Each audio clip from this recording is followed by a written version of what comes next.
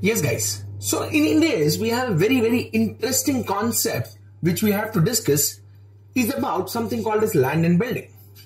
Now, when we were talking about IND AS 16, somewhere we have discussed about land and building, but I said IND AS 16 excludes something called as investment property, which is dealt as per a separate standard, that is IND AS 40.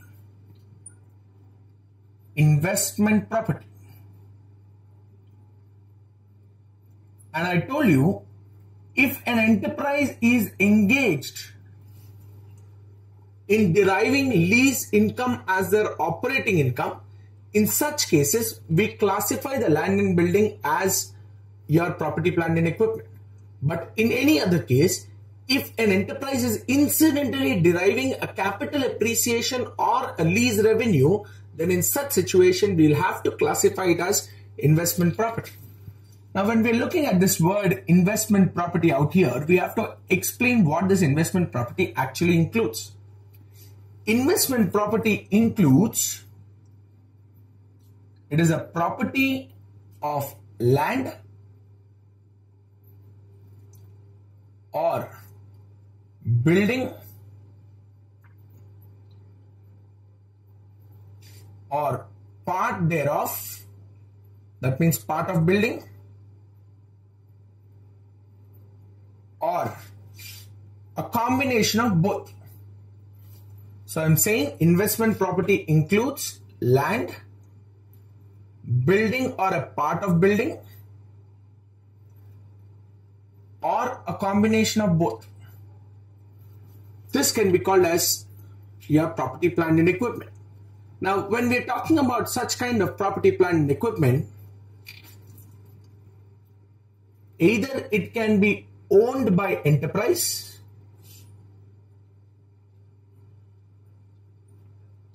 or one more he has given,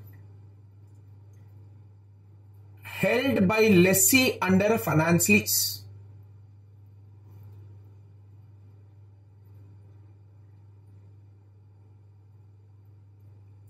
It can also be held under a finance lease.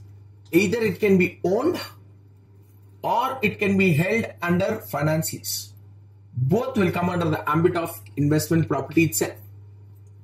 Along with that, we are also talking about one more kind of an instrument. Here we are saying that it is held for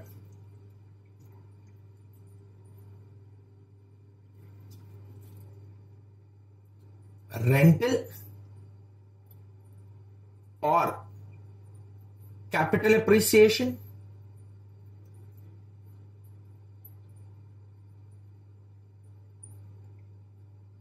or both. We are saying that it can be held for rental or can be held for capital appreciation or for both. Look at the definition how we are talking about. Investment property is a property of land or a building or a part thereof or a combination of both, held either by the enterprise or as a lessee under a finance lease with an intention to earn rental income or for capital appreciation or a combination of both. This entire thing put together can be called as investment property. Now, in this case, what we are saying is this investment property standard specifically excludes number one, biological assets which are explained as per IND AS 41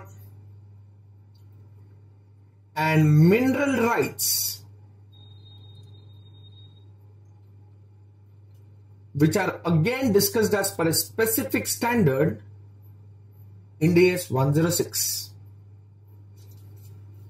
This is specific exclusions from the scope of the standard. Now, at the same time, when we are understanding what an investment property is, we'll have to see what exactly the investment property includes. Certain examples which I can give of investment property is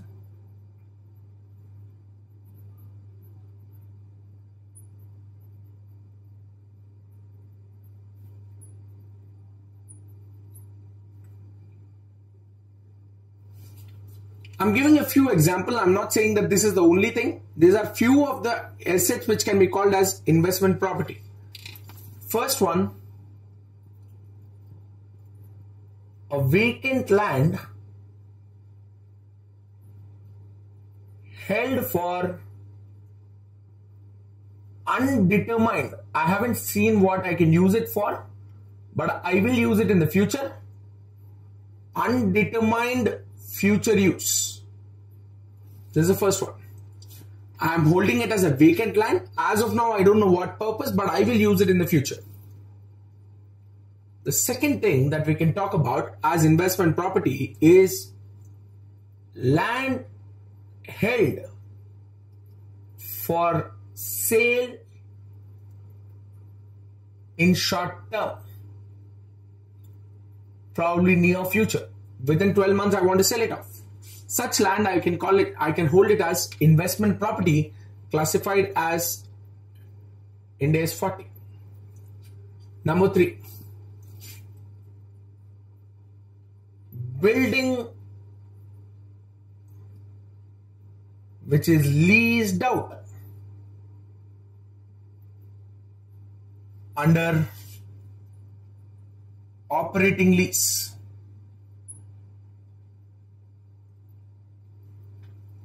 Or number 4, building which is held with an intention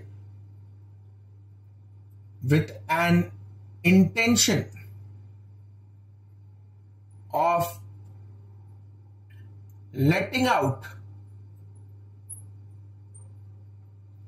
on operating lease in future.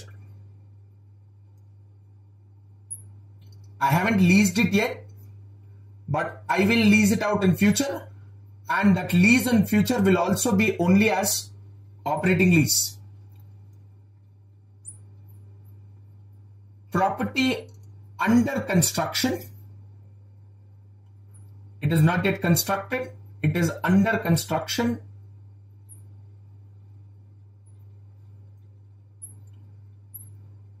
To be held as investment property.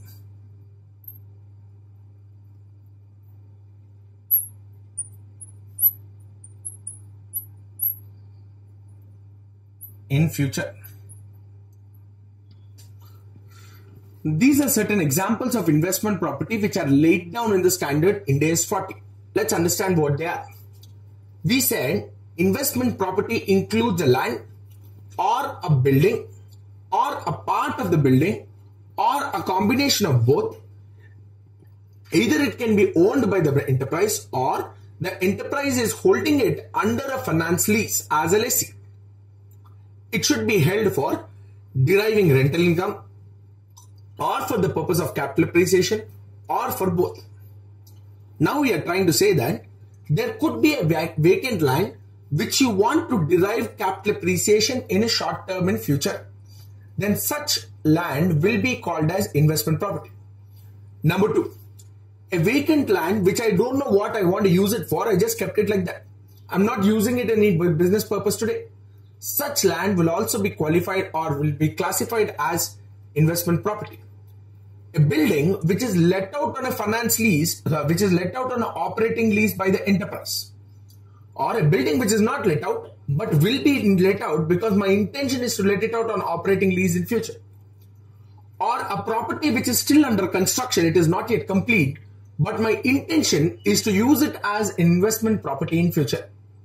That means I'm constructing a building and the intention for me to construct the building is ultimately finish off the building, lease it out to someone else. If that is my intention, then that building which is still under construction, I haven't leased it, but my intention is to make sure that I'll use it as an investment property in future. So in such cases, even though that building is under construction, I will still call it as investment property. These are certain examples which are given out in the standard. Got it? At the same time, the standard also said there are certain exclusions from the scope of the standard. Certain properties can never be called as investment property. What could be such kind of properties? Number 1, such property, if it is occupied by the owner, for a purpose of business, then you cannot call it as investment property. That is, owner occupied property cannot be classified as investment property. Number one. Number two, any asset with which you want to derive some economic benefit, either it is used in the process of production or for provision of services, excluded from the scope. Number three, I am holding it for the purpose of sale as inventory. I'm saying I'm holding it with an intention to sell it as inventory. Then in such case, I am basically a real estate developer or a construction agent. Then for me, it is classified as AS2 inventory, should not be used as per IND AS 40. Then moving further, administrative assets. I have a leasehold, I have a premises which I own. I have given it to my employees as rent-free accommodation. Then even such assets will fall outside the scope of the standard. I am constructing a building, but that is a construction contract for me. That building does not belong to me. I am constructing the building under a construction contract, so I will not have any right over that. That will not be classified under IND AS 40, should be classified as per the relevant standard of construction contracts. Got it?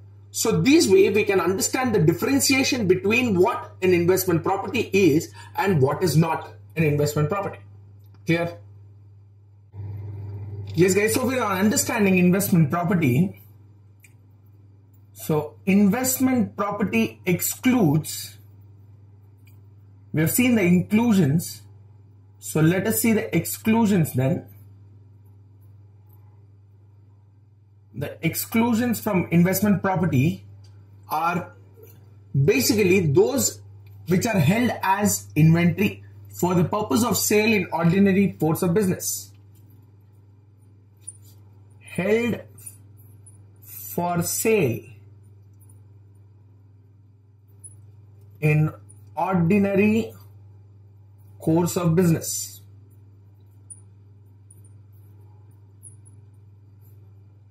That means I'm talking about something called as inventory, which is covered as per a specific standard IND AS 2. That means what we are talking about here is about such kind of property investment property, that is building or a land or a part of a building or combination of both, which is basically held for the purpose of being sold in the ordinary course of business. So I'm referring to such companies where the building becomes an ordinary course of business inventory, which is nothing but a construction company or a real estate company. Let's talk about the second one. The second one is basically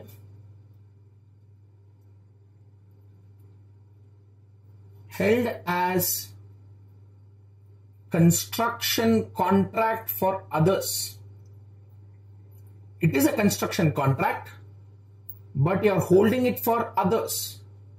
Specifically dealt as per IND AS 11, now being merged into IND AS 15. This is one more. That means it is a building under construction, but such building under construction is not your investment property, but it is an investment property of someone else. Held for use in process of production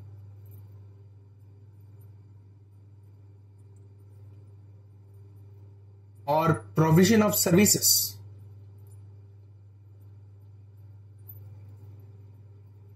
Anything which is used in the process of production or provision of services will be covered as per IND AS 16. It is a land, it is a building, but it is used for in the process of production or provision of services. That means basically I'm talking about a factory land. I'm talking about an office building. Such things, they are held for process of production or provision of services to be covered under IND AS 16. Held for administration purpose. Administrative purpose basically simply means that I'm talking about such kind of investment property, that is land and building or a part of a building thereof or a combination of both, which is held for an administrative building of the enterprise, or held as rent-free accommodation which is given to the employees. All such kind of purposes which will be called as administrative purpose will be excluded from the scope of the standard. These are 4 exclusions which he has given specifically as per IND AS 40. Guys, the problem does not normally arise like this. Now, in a general situation, what happens? I have a building. Now there are, let's say, 3 floors. These 2 floors are basically self-occupied. I'm occupying it for the purpose of my own premises, while this one I've held it for the purpose of lease or for the purpose of capital appreciation.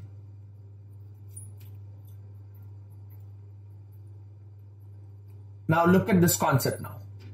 Now these are combination of assets.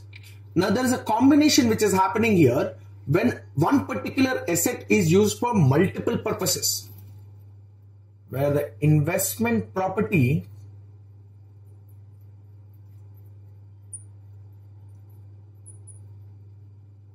is held for multiple purposes.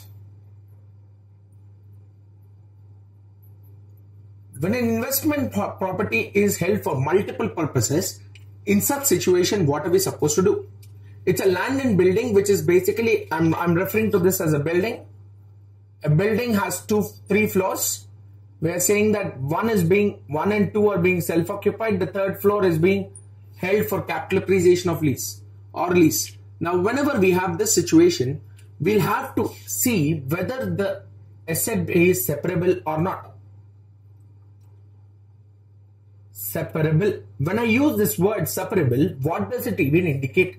How do I say that an investment property in this situation where it can be held for more than one purpose can be called as separable? It can be called as separable if it can be sold or leased out in part separately. So if you can actually sell it or lease out a part of that separately, then in such situation we can ensure that an investment property, even though it is of multiple purposes, we can separate.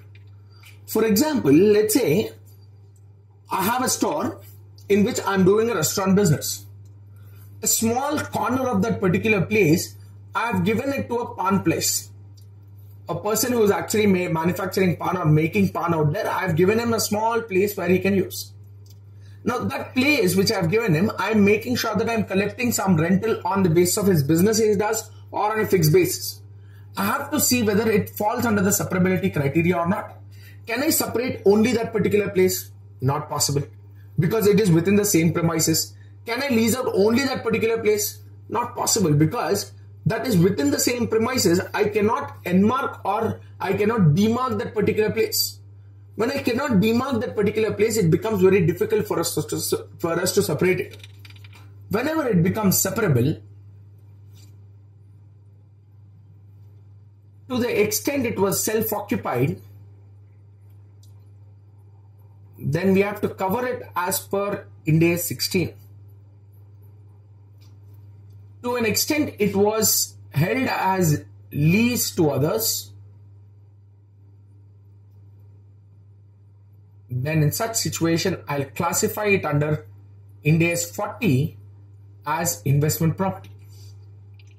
This is a situation where I have a separability situation coming up. I'm saying that the asset is separable only if the asset can be sold or can be leased out in part. That means a part of that can be done separately. If it is inseparable, you cannot separate it like that. When you say that it is inseparable, that means you cannot separate the portions at all, though it includes 2 different portions. Then we will say that identify which one is more significant. If self-occupied portion is more significant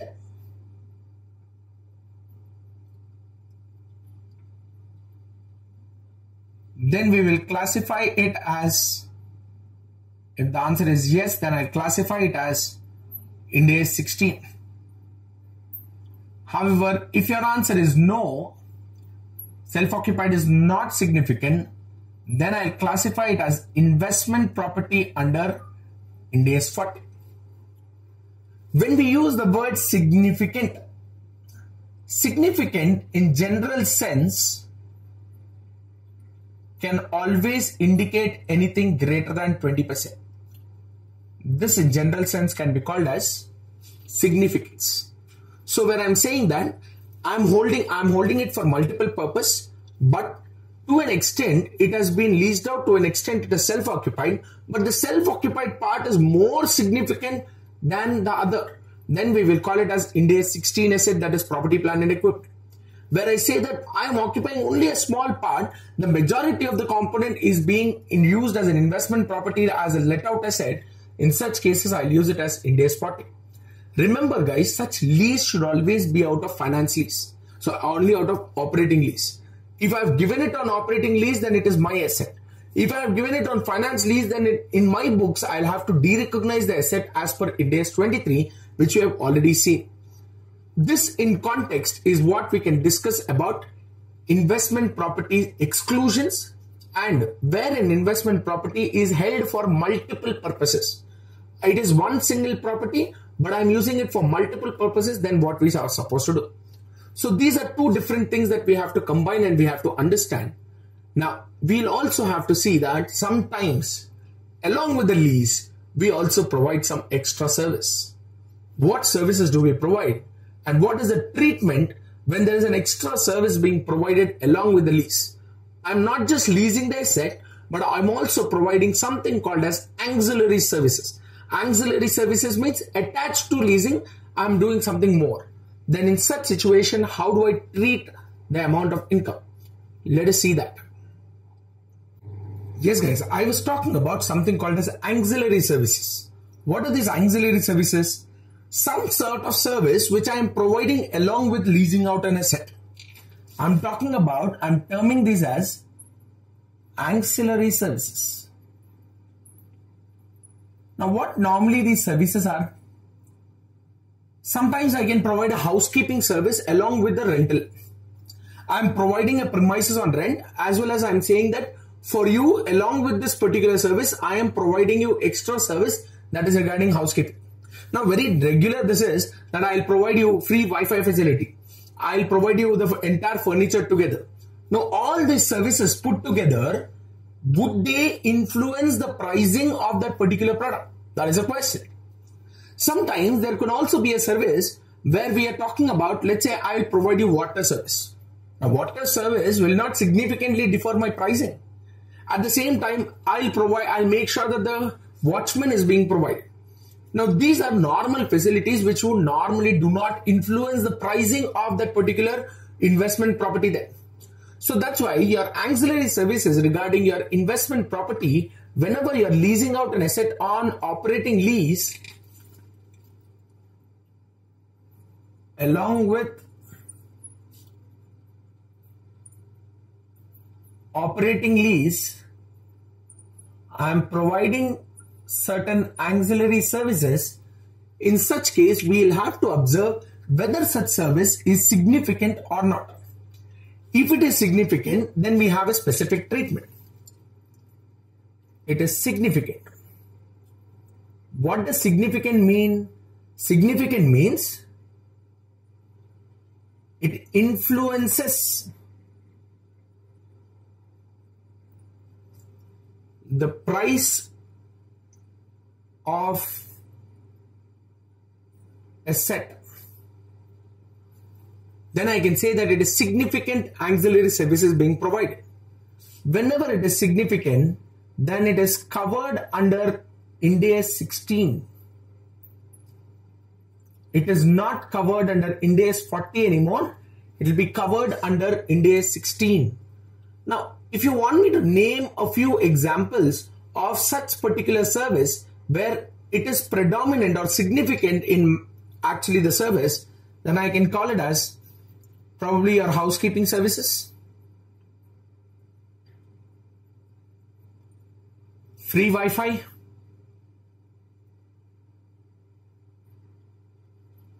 etc.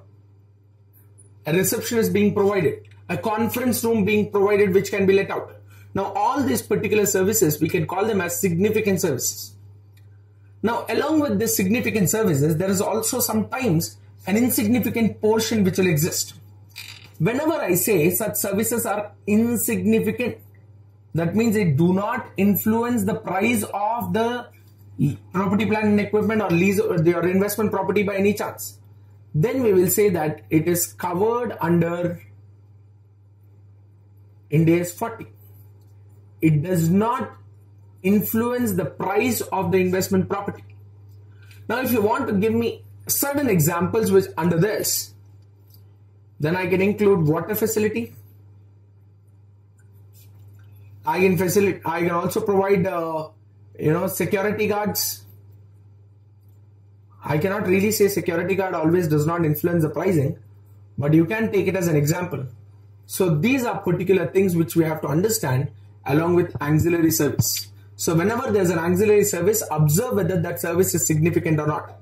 If it is significant, or if you believe that it is significant, then cover it as per IND AS 16, that is property, plant and equipment.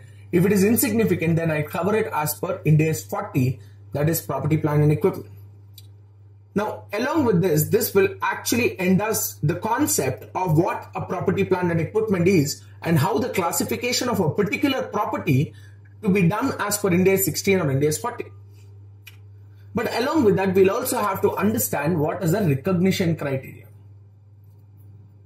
The criteria for recognition of investment property. Whenever I talk about recognition criteria of investment property, understand investment property is very similar to your property, plant and equipment. How different is it? It is only difference in the facility in which you want to basically use that asset. I want to use it as leasing out to others as operating lease. I want to use it for capital appreciation purpose. It is your use which is making it being classified as investment property instead of property, plant and equipment. So your recognition criteria is predominantly the same. So this becomes very, very similar to IND AS 16. Let me repeat what we have learned in IND AS 16 as recognition criteria. First one was it should be within the control of enterprise.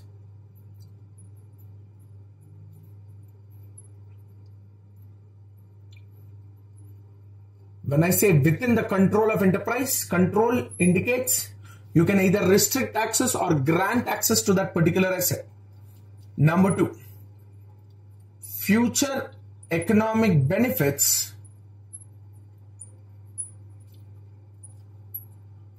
are probable to arise.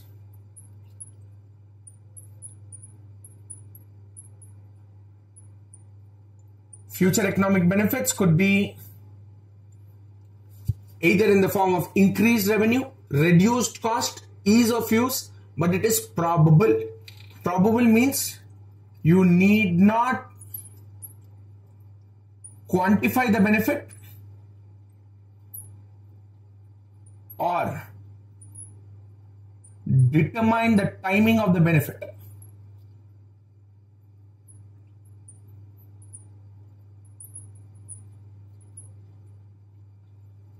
You need not quantify the amount of benefit that you get, or you need not determine the timing of the benefit that is going to arise. Number C, the cost should be reliably measured. Sometimes where the cost cannot be reliably measured, then we cannot recognize the property. So this we will understand in our measurement principles. More about measurement principles we'll learn further in the standard, but this is predominantly discussed as a part of measurement principle. So I'm saying recognition of a property, plant and equipment should be done only if it is within the control of an enterprise. The enterprise derives an economic benefit from the use of the asset or from the sale of the asset. And third one, the cost of the asset can be reliably measured. If these conditions are satisfied, we can recognize an asset under investment property, that is under IND AS 40. This is my recognition criteria, which is very similar to what we have learned as a part of IND AS 16. We have learned this as a part of IND AS 16, property, plant and equipment. Even the measurement criteria to an extent becomes very similar. To an extent is almost very similar, except for one or two changes which we will have to concentrate upon. Otherwise, the measurement criteria is predominantly very much the same.